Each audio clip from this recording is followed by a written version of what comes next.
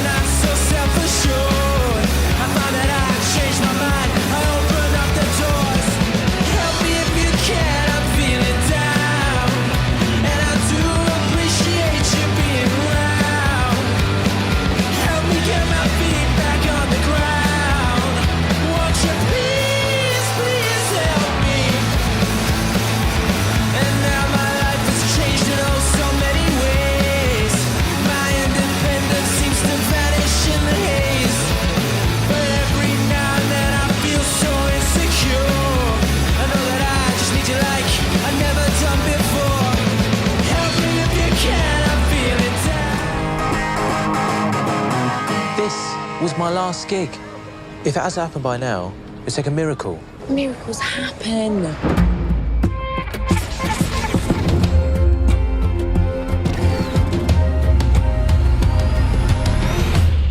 What happened? Electricity flicked off all over the world. Cheese! Yesterday, Ellie bought you a present. all my troubles seem so far away. Now it looks as though they're here to stay. Oh, I believe in yesterday. When did you write that? I didn't write it. Paul McCartney wrote it. The Beatles. Who?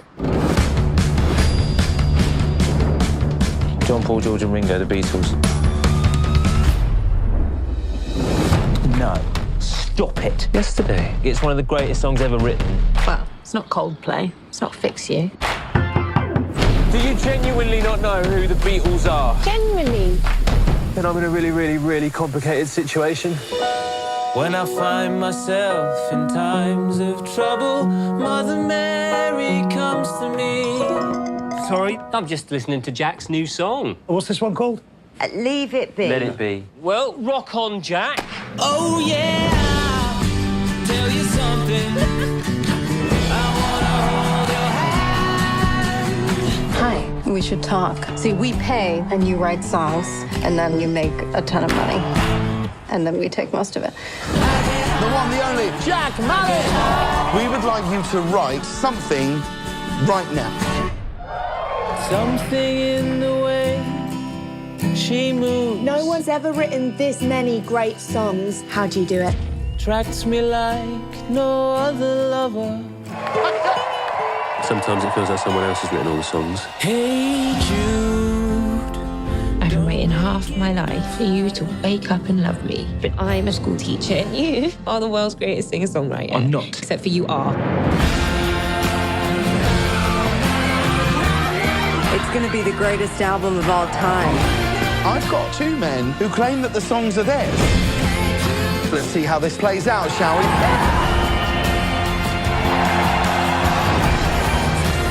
There's something you should know. Please make some noise for Mr. Jack Mallet!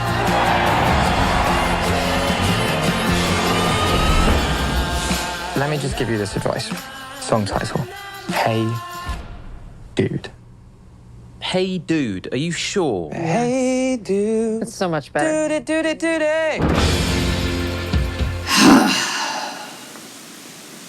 Hello there, Richard the Film Geek here, and I'm here to give you guys my review which also might as well constitute as a rant, of the 2019 romantic sci-fi musical comedy film Yesterday.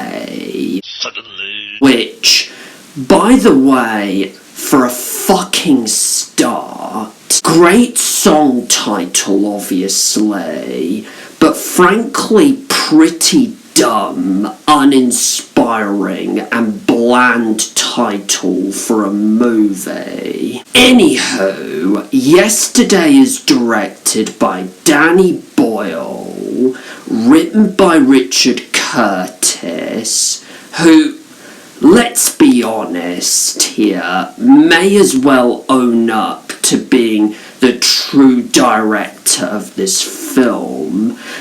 I'll explain why when I get to the actual review.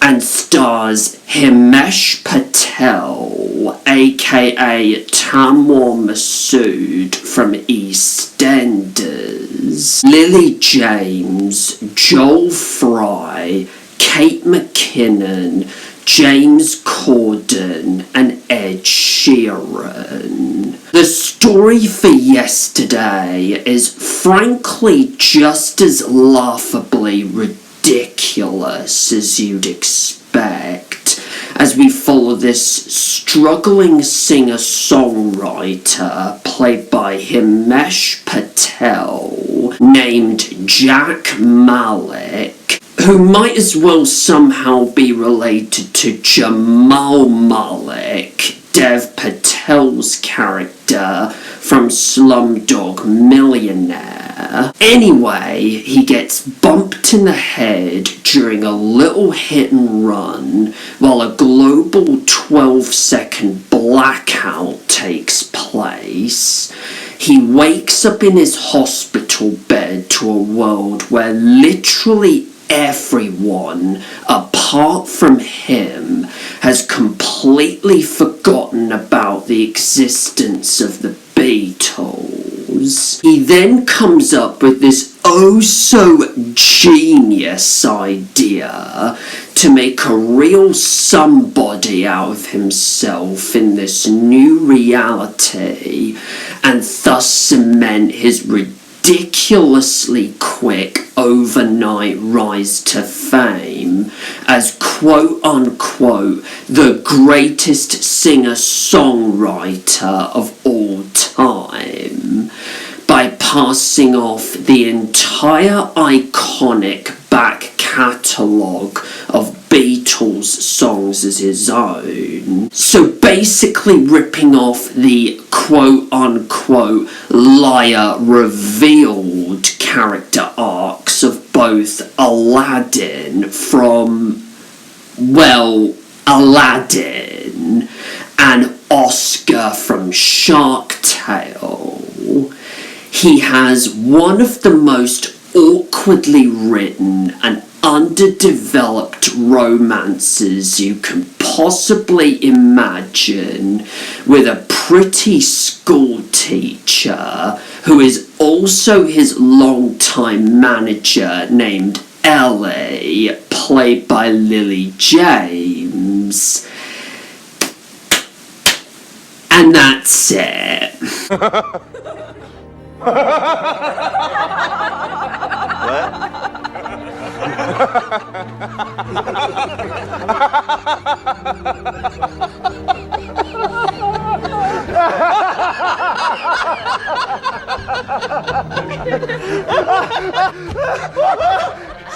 Gosh, great.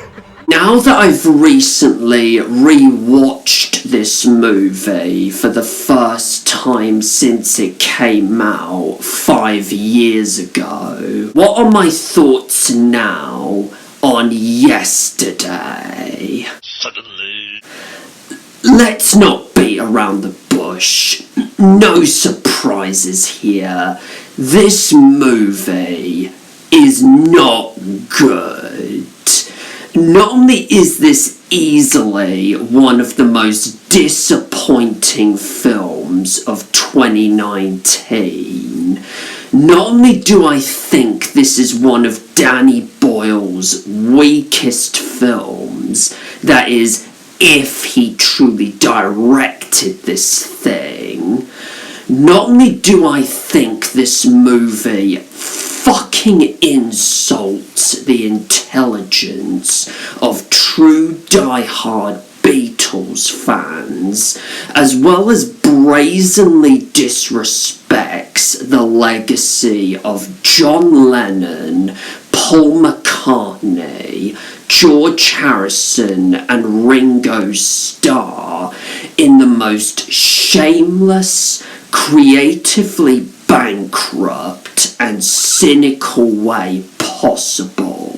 Not only is this thus kind of one of the worst Beatles-centric movies ever made in one's own opinion, but this easily has to contain by far one of, if not the safest, laziest, most uninspired, formulaic and generic script ever to be written by Richard freaking Curtis, who, let's be frank and real here, hasn't really written anything as good or even remotely funny these days as his heyday back in the 90s and early 2000s.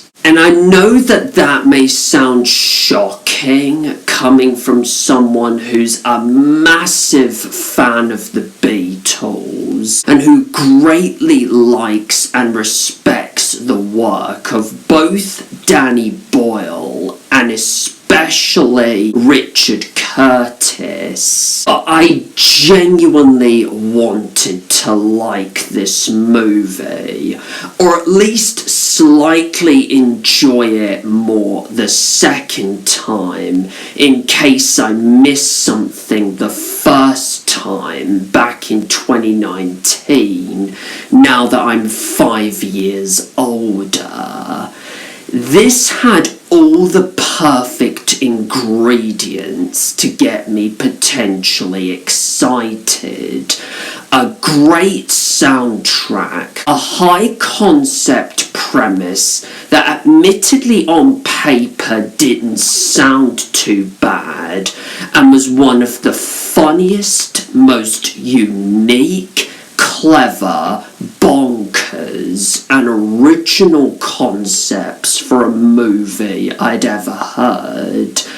Danny Boyle, the Academy Award-winning director of Trainspotting 1 and 2, 28 Days Later, Sunshine, Slumdog Millionaire, and 127 Hours at the helm, and even Richard Curtis, the man who gave us British comedy classic after British comedy classic like Blackadder, Mr. Bean, The Vicar of Dibley, Love Actually, 4 Weddings and a Funeral, About Time, and Notting Hill, writing the screenplay. So to see these two clearly exceptionally talented filmmakers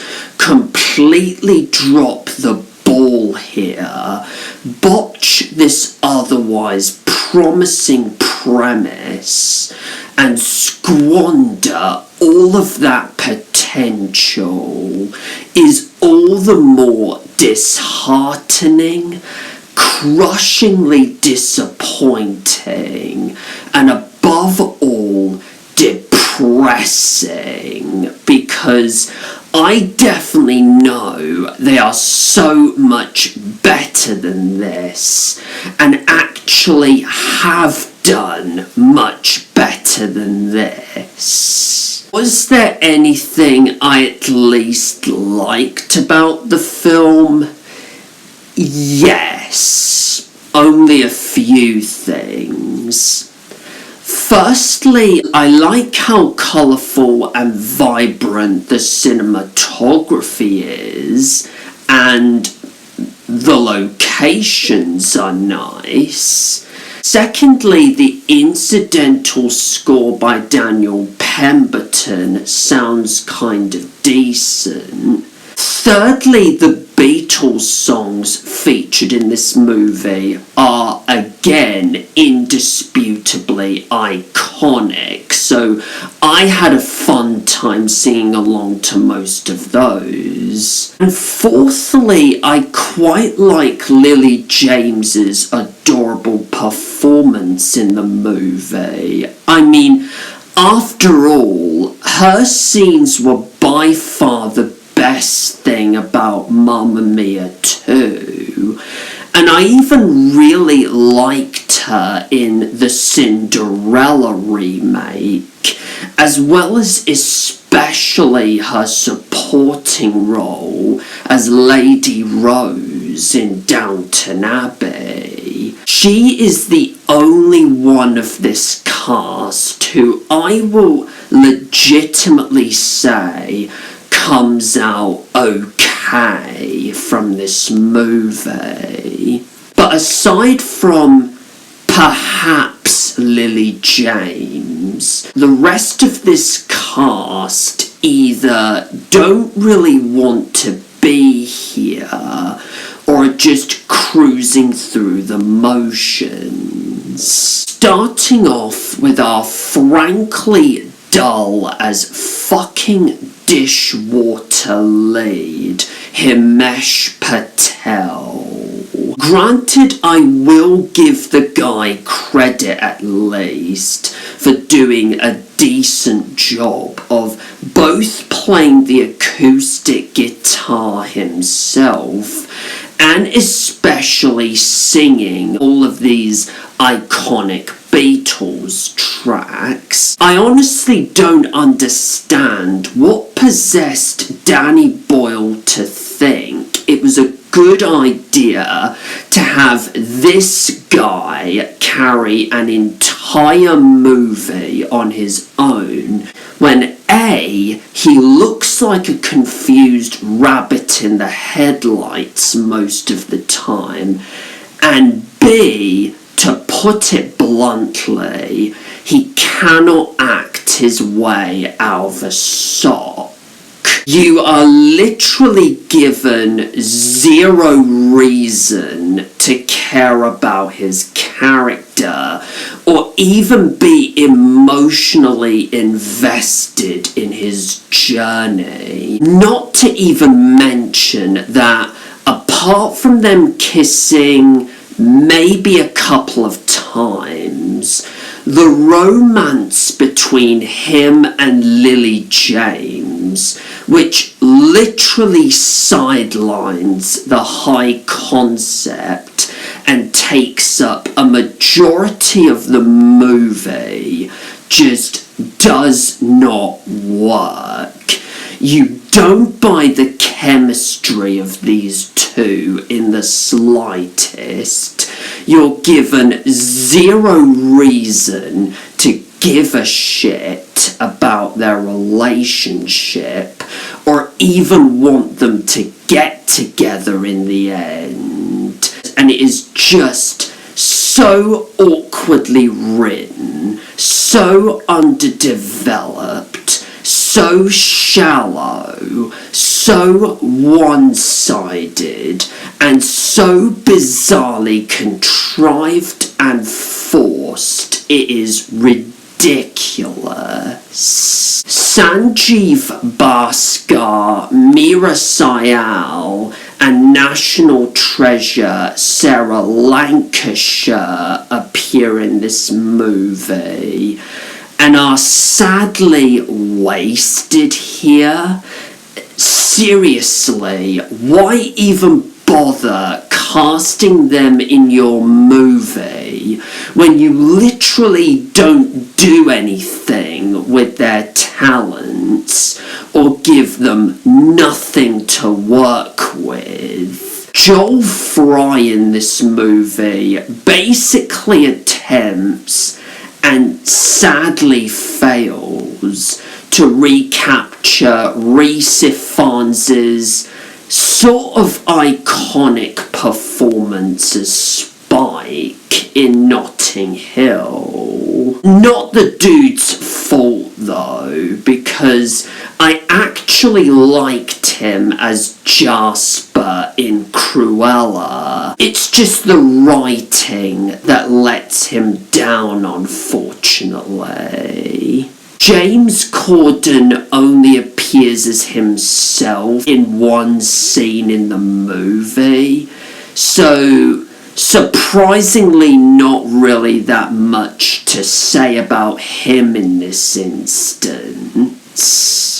Ed Sheeran, I mean, bless him for trying here, and I actually really admire his honesty, judging from interviews, where he's admitted himself that he is very naturally awkward in front of the camera, and that acting is simply not his strongest forte.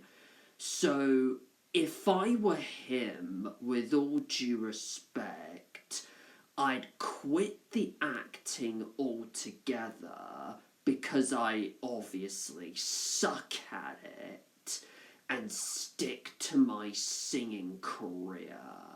And I get that he was trying to send himself up and not take himself seriously, as well as basically attempt to replicate Richard Madden's performance as John Reed in Rocketman. But other than name recognition, and other than being a last-minute replacement, apparently, for Coldplay's Chris Martin, who was originally going to be cast in his role, there was literally no reason for Ed Sheeran to be in this movie. For example, by far his worst acting moment for me, which literally made me facepalm in disbelief with how insultingly asinine and stupid it was, is where apparently in this reality, due to the public perception of the name Jude being old-fashioned and outdated, he suggests to our lead that a certain immortal classic Beatles song be renamed, and I shit you not, Hey Dude.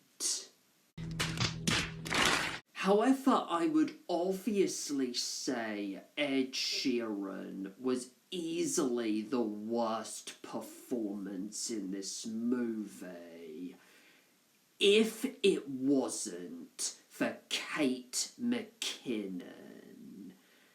And before you ask, yes, the same Kate McKinnon who would go on to play Weird Barbie in the 2023 Barbie movie. She is fucking insufferable in this movie.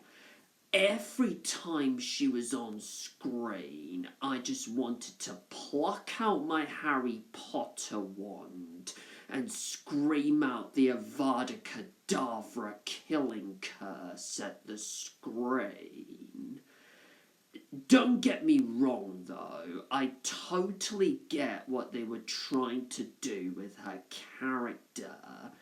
They wanted to make her this stereotypical American female Simon Cowell type music manager who doesn't care about other people's feelings, always puts the pursuit of money over artistic integrity,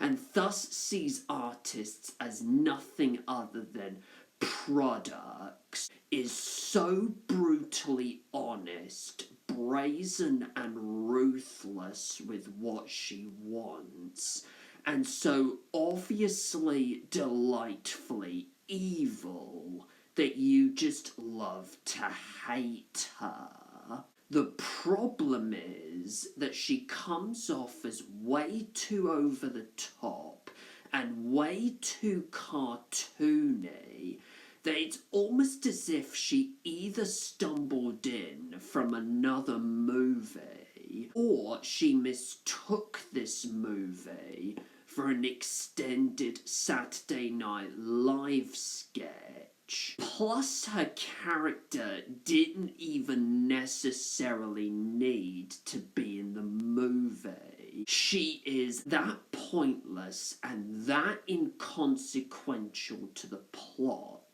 that if you didn't write in her character or even took her scenes completely out of this movie, you wouldn't really miss anything. Sure, it's easy to find some of Danny Boyle's visual flourishes and uniquely kinetic directorial style here and there, but still to this day, I firmly refuse to believe that he truly directed this film, because even if he did, of course he did a rather rarely disappointingly piss poor job of it. And the fact that he was apparently partly responsible for No Time to Die's ridiculously long production delay by leaving that project in order to do this film is unbelievably frustrating, no doubt. But what I mean by this is that this just doesn't feel like a Danny Boyle film. It instead feels like Richard Curtis somehow took over the production and just decided to throw Danny Boyle under the bus by slapping his name as director in the credits. Mind you, this next point I want to bring up is where I have to get into spoiler territory, but there is a scene towards the end where our lead goes to this secluded seaside cottage, seemingly in the middle of nowhere, and is met by none other than former Beatle himself, John Lennon.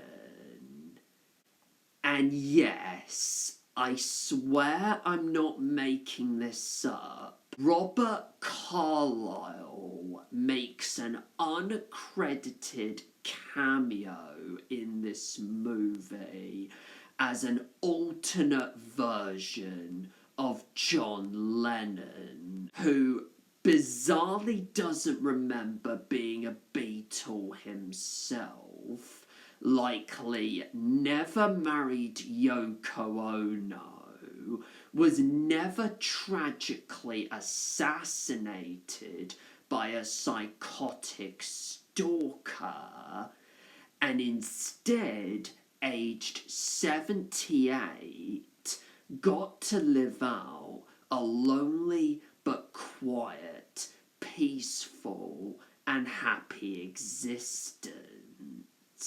Look, Granted, this reveal was initially shocking to me when I went to see this movie in the cinema, but in hindsight, that's ultimately all this scene truly is. A shocking reveal that doesn't really lead to anywhere or add any real emotional weight to the story that I do think it was trying to go for.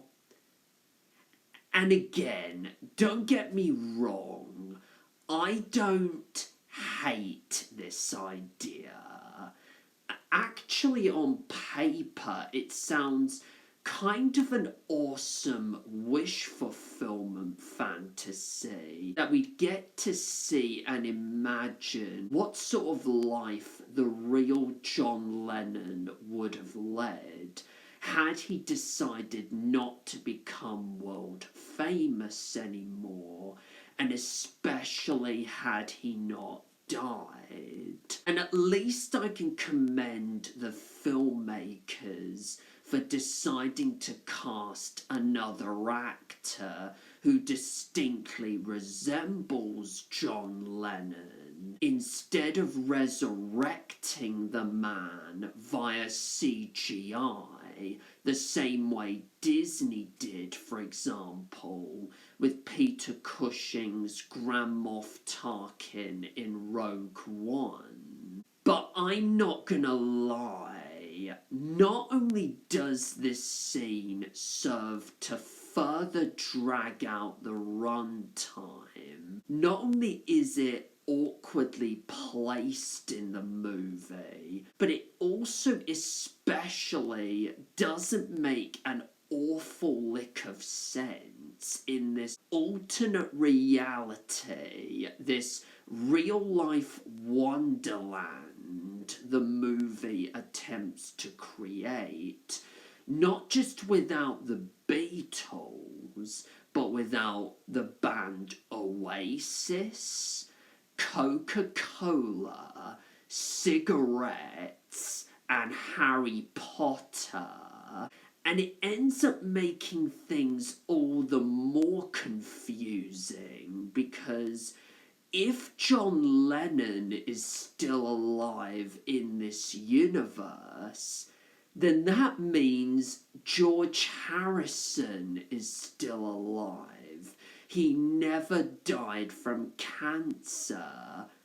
And what happens then to Paul and Ringo?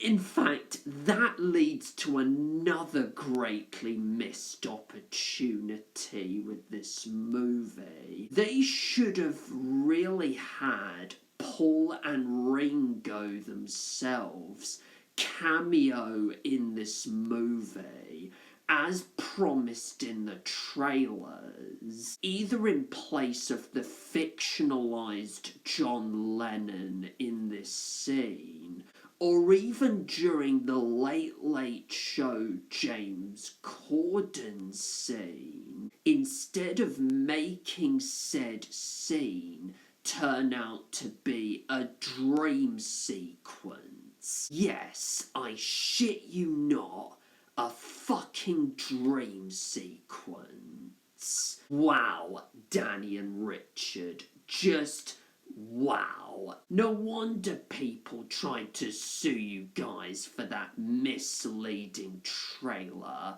Way to piss on your audience who are hyped and excited out of their minds to see both of the only surviving former Beatles in this movie in the first place. Congratulations! And actually, more to the baffling point, why the actual hell have Knives Out and No Time to Die actress Ana de Armas in your movie when you're not even going to include her soul scene in the finished film? that decision doesn't make a lick of sense either. Which perfectly leads me to 110% the biggest problem with this movie: the writing. Apparently this was based on an original story by fellow screenwriter Jack Barth, but Richard Curtis, being the control freak that he probably was with this entire production, took sole screenwriting credit and allegedly got into a bit of financial and legal trouble for doing this by Barth.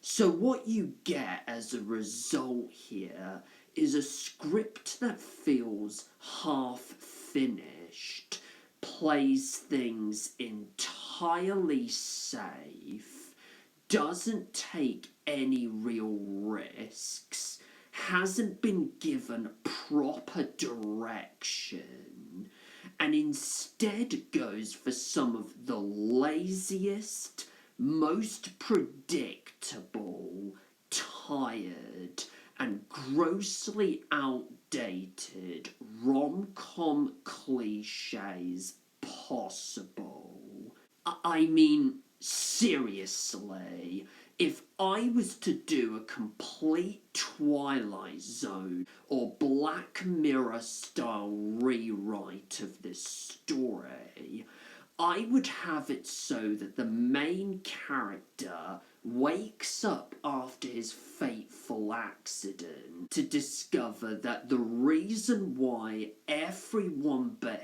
him has completely forgotten the Beatles ever existed is because a corrupt fascist government leader, similar to Trump or Farage, somehow rose to power and decided to completely rewrite history by wiping out every historical record of or related to the Beatles from the face of the earth.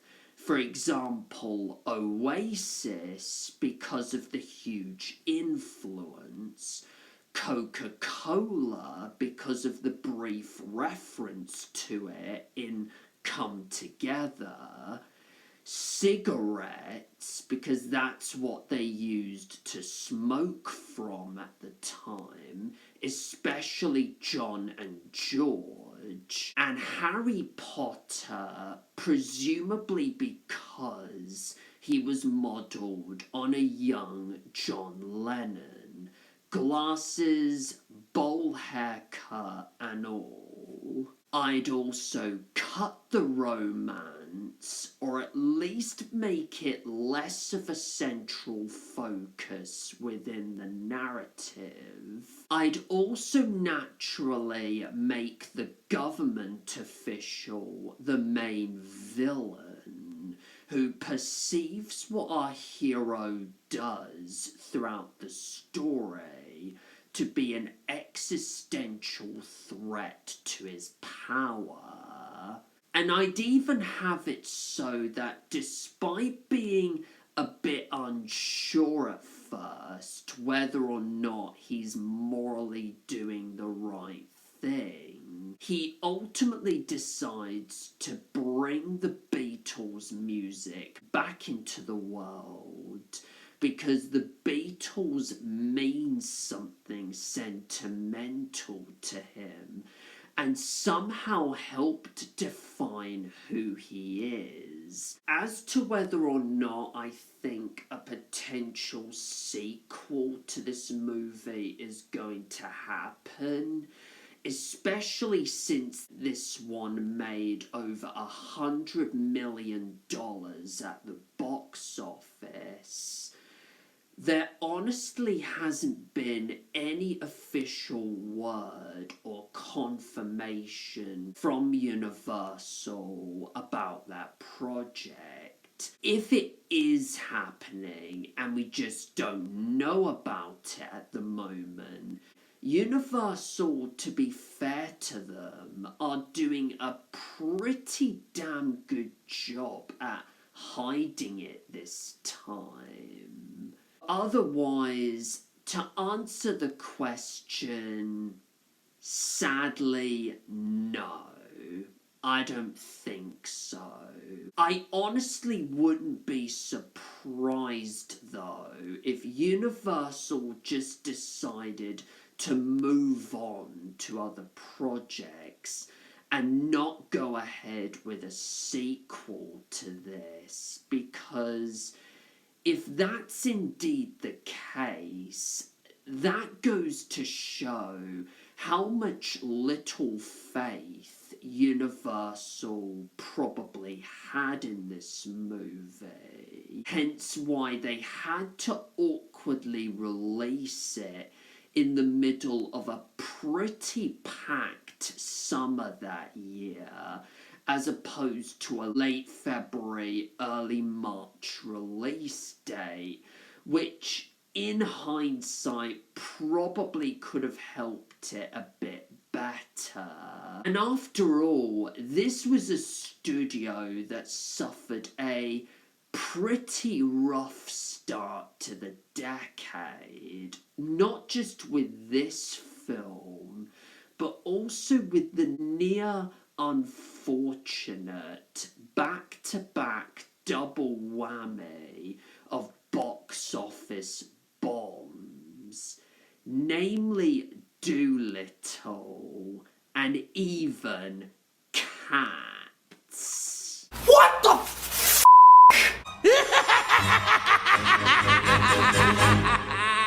In conclusion, Yesterday suddenly is such a crushingly disappointing mess of a film. A film that almost completely fails to understand what made the Beatles such a game-changing force to be reckoned with in both the world of popular music and in mainstream popular culture.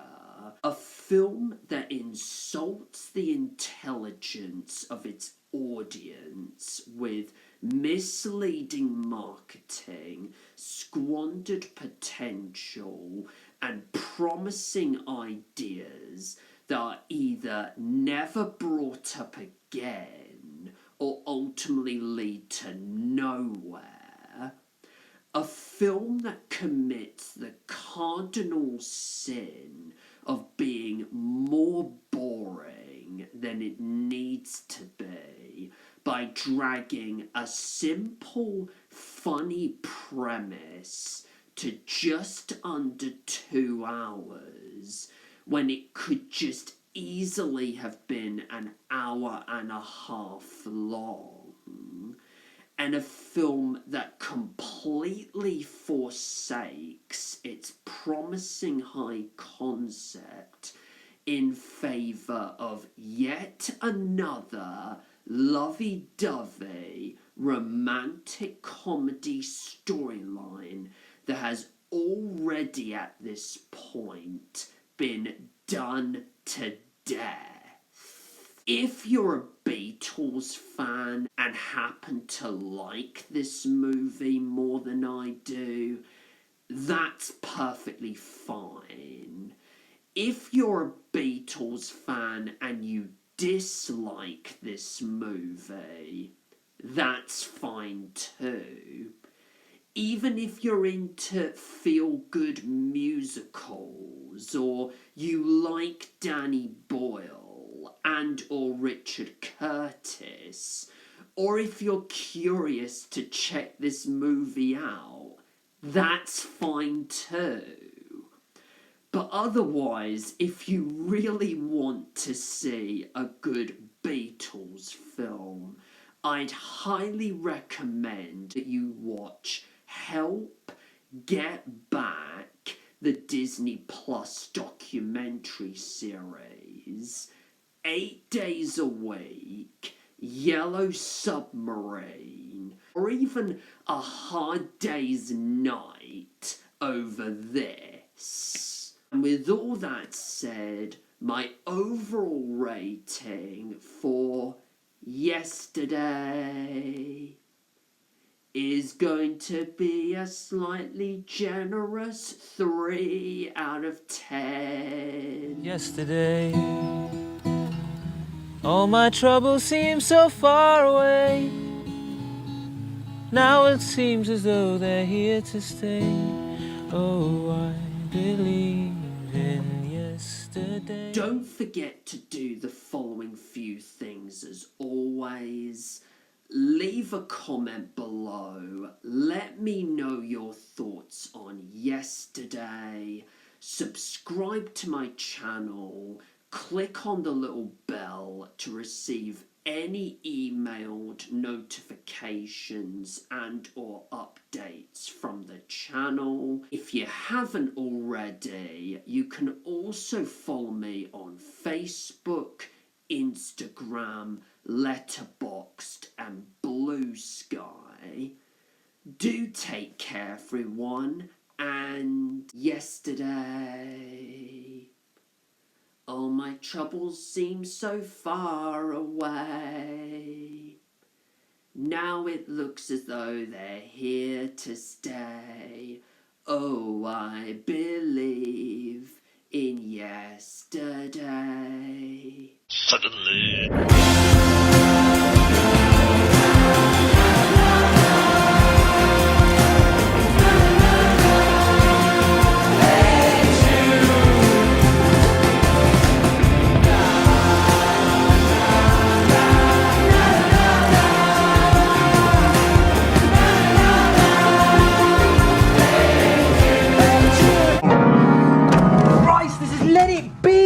You're the first people on Earth to hear this song. This is like watching Da Vinci paint the Mona Lisa right in front of your bloody eyes. Can you not just be quiet for a single second?